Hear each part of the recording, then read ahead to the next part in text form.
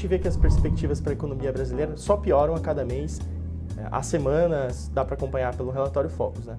Como fica o cenário para as corretoras nesse ambiente econômico, né, para os próximos anos?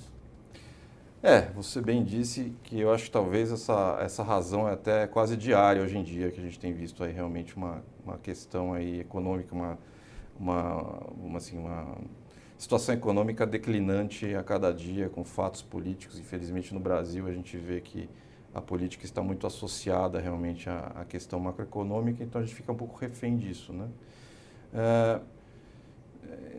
E por essa mesma razão, existe uma grande imponderabilidade sobre o que realmente a gente pode esperar para o ano que vem. Quer dizer, no nosso segmento de intermediação, as corretoras, a gente tem uma relação muito íntima com a saúde do mercado de capitais. E toda essa conjuntura nos últimos anos, e especialmente nesse ano que nós estamos terminando, foi muito hostil para as corretoras, quer dizer, para o mercado de capitais e, por consequência, para as corretoras. Tem um ambiente aí que era praticamente o inverso de 2009, quando a gente teve uma queda de juros. Obviamente não foi pela razão certa, a gente sabe hoje, né?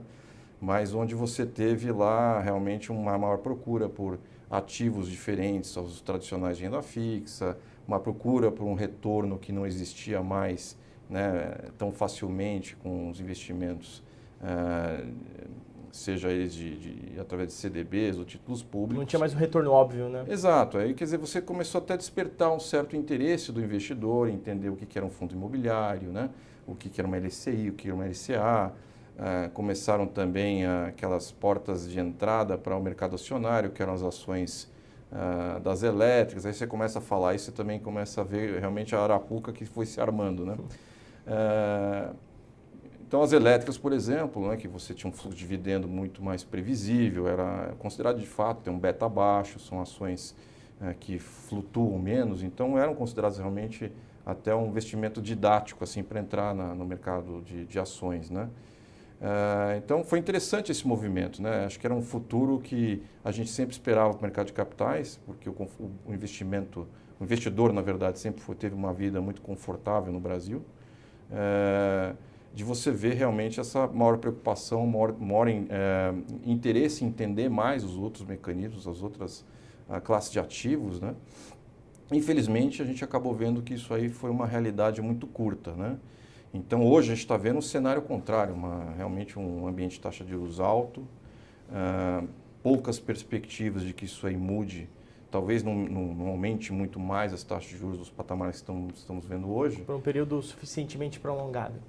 Então que a gente precisa começar a ver algumas mudanças assim, estruturais ou de direcionamento da economia, para a gente ter alguma esperança realmente de que esse cenário vai mudar e que a gente possa realmente ter um pouco mais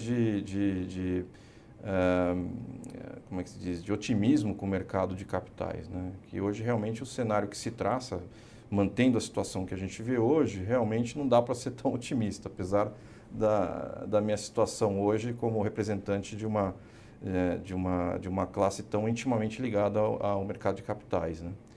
Então, olhando para frente, a minha preocupação realmente é grande, né? Você mantendo uma taxa de juros alta, você tem aí instrumentos aí de renda fixa que praticamente, de outra forma, também prejudica muito a nossa atividade, que você elimina também o valor agregado, né? Vamos assim dizer, de um assessor de investimentos, vamos assim dizer, ou de alguém que tem um relacionamento com o cliente. Quer dizer, toda a parte de renda fixa também tem um valor agregado, o rating da empresa, a saúde da empresa, a capacidade de pagamento, né? O prazo, né? Vamos dizer, a exposição ao índice de taxa de juros está indexado à inflação, né? Quer dizer, tudo que eu tinha falado antes tem muito em relação à qualidade da empresa e seu risco de crédito, né? Então, hoje, você tem instrumentos como LC e LCA que praticamente são imunes a essas, vamos assim dizer, exposições de risco, né? Que em qualquer lugar do mundo o investidor tem que ter a sua preocupação e, por consequência, precisa ter alguém para o assessorar e tomar as melhores decisões, não é? Então, você tem investidores, você tem esses instrumentos que te livram praticamente do risco de crédito em função da cobertura do FGC, né? Também te isentam de oscilações de taxa de juros, porque elas são realmente atreladas muitas vezes à taxa de juros flutuante, CDI, né? Então, já tem uma mitigação de risco completa, né? E você não precisa correr nem risco de mercado, nem risco de moeda para ter, vamos dizer, um retorno acima, líquido, né? Depois dos impostos equivalentes ao risk-free rate, que é o CDI. Então, são coisas que a gente vê hoje no Brasil que desincentivam realmente ao investidor sair dessa, vamos assim dizer, trincheira, né? Que ele tem hoje, que produz essa segurança realmente e, de certa forma, inibe, né? As aventuras nos ativos de maior risco, né? A gente sabe que o investidor de ações, principalmente, é, obviamente, focado no longo prazo, né? A gente sabe que esse cenário vai ter que mudar, porque acho que é uma questão até de sobrevivência, né? A gente não pode realmente continuar muito tempo com esse tipo de perspectiva. E o mercado financeiro tende a antecipar muito esse tipo de coisa, né? Então, eu acho que dá para ser otimista a médio e longo prazo. No curto prazo, que a gente não sabe... O problema é a sobrevivência no curto prazo, eu diria, né?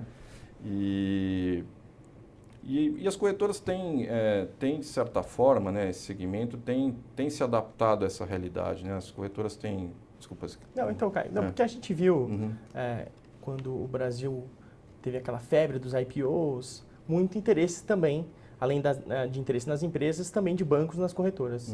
Então, houve houve um processo de fusões e aquisições entre as corretoras. Agora o que a gente pode esperar daqui para frente, né? Acho que a gente tem que sempre voltar um pouco àquela realidade daquele momento, né? Acho que você está falando de 2008, 2007, 2009, logo depois da desmutualização da Bolsa. Você tinha um momento vamos dizer, de muita expectativa positiva com relação ao próprio país, né? A gente tem um mercado de capitais incipiente, quer dizer, a gente acho que não chega a 30 e poucos % do PIB, quando você vê em outros países desenvolvidos é 150%, né? Nós temos uma base 150%, né? Os Estados Unidos, por exemplo. Você vê o número de investidores em ações no Brasil também é ínfimo, né? Então, hoje, acho que é 550 mil investidores, dos quais grande parte não são ativos, né? Você faz uma comparação com qualquer outro país, você vê que a gente tem um potencial imenso realmente de atrair novos investidores para a Bolsa. Então, era o cenário que você tinha muito comum naquela época. A gente estava realmente num cenário muito otimista para a economia e para o próprio papel do Brasil naquele momento, né? De novo, a gente está vendo um espelho daquele momento, né? A gente está num momento extremamente depressivo, quer dizer, nós perdemos o grau de investimento que foi arduamente difícil para você conquistar, né? Nós temos uma perspectiva, infelizmente, de uma continuidade desse processo, né? Que obviamente isso aumenta aí, vamos dizer, o custo do dinheiro fora do país, né? Principalmente do Brasil, o custo de captação das empresas, e com isso leva também a própria atratividade do mercado de capitais para as empresas levantarem capital através de ações. Então, você tem um conjunto muito perverso hoje. A gente espera realmente que isso mude, mas a sensação que se tem é realmente de que, se não tiver realmente nos próximos meses, eu diria 3, 4 meses, uma mudança um pouco mais consistente de fazer as coisas da forma como devem ser feitas, né? A gente vai ter muita dificuldade de sobreviver, não estou falando das corretoras, estou falando acho que da economia como um todo, de sobreviver num cenário tão hostil assim, né? E é uma grande preocupação a gente voltar num passado que a gente imaginou que não ia voltar nunca mais, né? De variações muito mais extremas de taxa de juros, inflação, né? Empresas quebrando, né? Espero que a gente não chegue nesse ponto para que as coisas mudem, né? Mas hoje eu não vejo muita razão para ter tanto otimismo se a gente não tiver realmente algum gatilho de mudanças ali na frente.